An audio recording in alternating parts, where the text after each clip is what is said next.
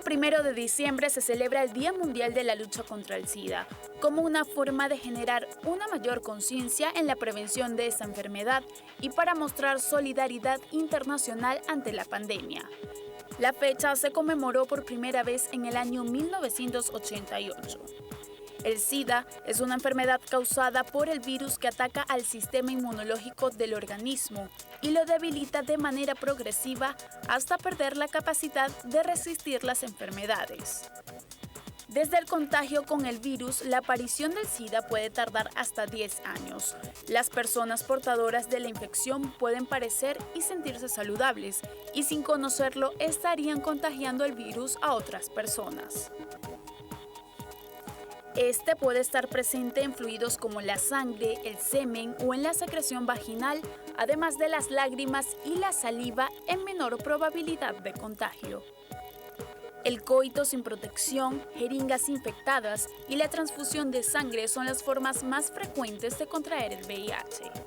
Los saludos de mano, abrazos, contactos físicos casuales, uso de piscinas, inodoros o ropa no causan contagio de esta enfermedad. Las personas con enfermedades venéreas tienen mayores probabilidades de contraer el VIH y por tal razón deberían recibir tratamiento médico y evitar contactos sexuales, así como informar a sus parejas de su condición. Y en este segmento le damos la bienvenida a la doctora María Eugenia Landaeta, infectóloga, expresidenta de la Sociedad Venezolana de Infectología. Y es que allí veíamos que cada 1 de diciembre se conmemora el Día Mundial de la Lucha contra el SIDA desde 1988 y esta fecha se conmemora ya que lo propuso la Organización Mundial de la Salud con el fin de concientizar a la población sobre esta pandemia con mayor número de muertes. Bienvenida, gracias por acompañarnos la tarde de hoy. Gracias por invitarme. Quisiera que iniciemos diferenciando y definiendo el VIH y el SIDA. Bueno, son parte de la misma entidad. La infección por VIH es, como su nombre lo dice, cuando el virus penetra al organismo, se replica dentro del organismo y produce una infección asintomática, lo que quiere decir que las personas no tienen ningún síntoma y pueden pasar sin ningún síntoma durante 5 a 10 años sin ni siquiera darse cuenta de que tienen la infección. La única manera de hacer este diagnóstico es haciendo los exámenes de sangre a los pacientes, a las personas que lo soliciten. Muchas de estas personas se diagnostican, por ejemplo, en pruebas preoperatorias, en exámenes prenatales, en exámenes preempleo o prevacacionales y mientras más precozmente se haga el diagnóstico, mucho mejor para tratar de controlar más rápidamente a esa persona. Eso hace que el virus hace que las células de defensa, que son las células CD4, vayan bajando progresivamente en la sangre y en los órganos hasta llegar a un punto crítico de 200 o menor de 200 de CD4 por mililitro de sangre, donde la persona es susceptible a infecciones por bacterias, virus, hongos y parásitos. Cuando esto ocurre es cuando se llama SIDA, que son todos los signos y síntomas relacionados con esta disminución de CD4 por debajo de los niveles críticos. Y es que estábamos comentando atrás de cámaras que no se realizan constantemente pruebas como para descartarlo y esto es lo que podría como que aumentar los casos porque, por ejemplo, nosotros las mujeres, yo le comentaba que nosotros las mujeres en la citología, por ejemplo, no nos exigen o no nos mandan a realizar esta prueba y sería como, digamos, una alternativa para tratar a tiempo y para diagnosticarla a tiempo, ¿no? Sí, hay algunos exámenes médicos que se hacen anualmente. Sería una gran oportunidad para solicitarle a las personas estos exámenes. Hay una disposición de años anteriores donde para evitar la discriminación de las personas con VIH cuando se daban cuenta de que la persona era VIH positiva, de que deben solicitar la autorización del paciente para hacer la prueba. Y esto ha provocado que se reduzca mucho este despistaje y no se hace de rutina en muchos casos.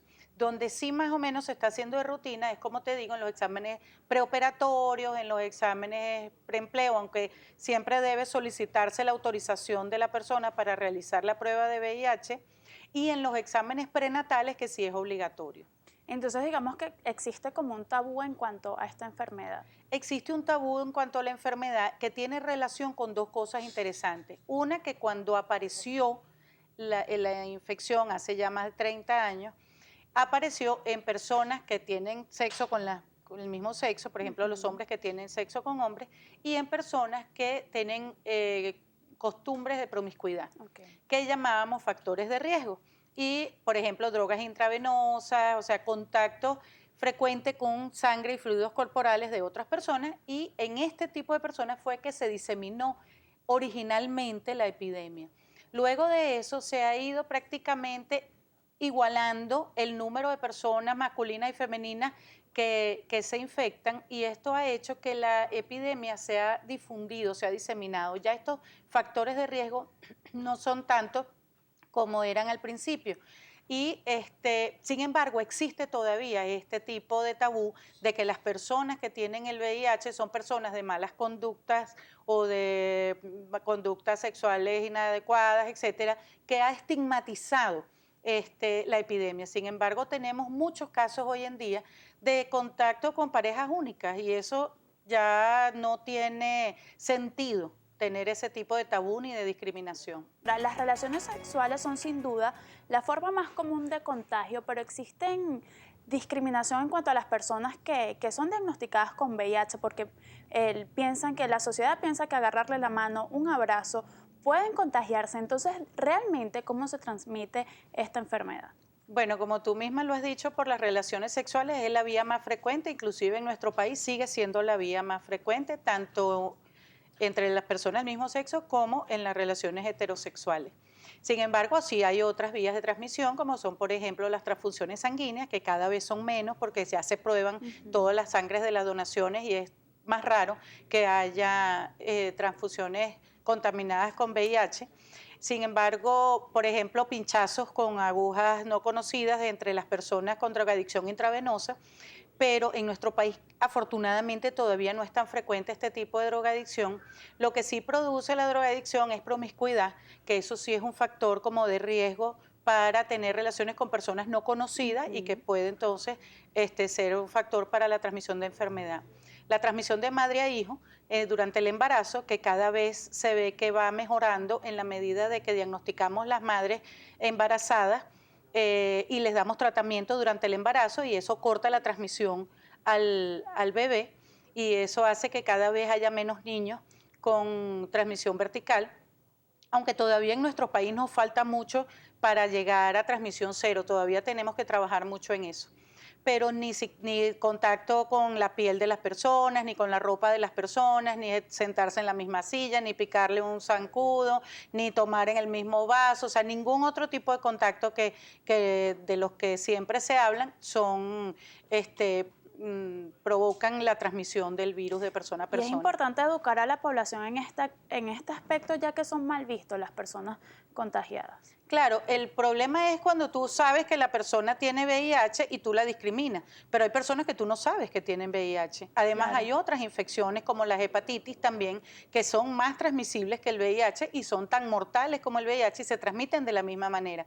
Entonces, las personas le tienen, como decir, miedo al VIH, pero no le tienen miedo a otras infecciones que son más transmisibles.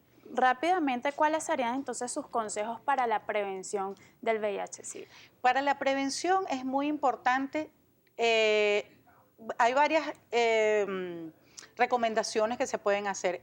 El retardo del inicio de las relaciones sexuales, porque se ve que personas muy jóvenes adquieren el virus porque comienzan sus relaciones muy jóvenes. El hecho de tener relaciones con parejas fijas es muy importante porque tú conoces a la persona y sabes que esa persona no está infectada, y eso previene, por supuesto, que tengas la infección.